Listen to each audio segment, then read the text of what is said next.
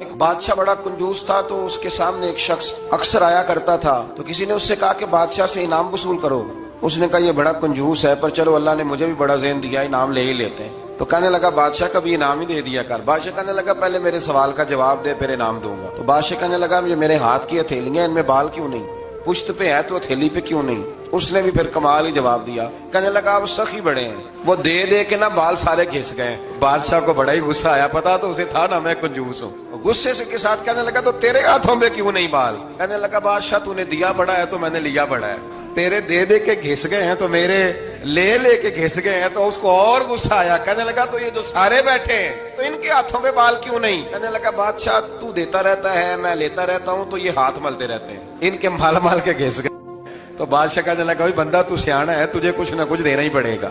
تو کچھ لوگوں کے نا مال مال کے ہی اللہ دیتا ہے، نوازتا ہے، پر ان کے حسد کر کر کے یہ ہاتھ گھس جاتے ہیں۔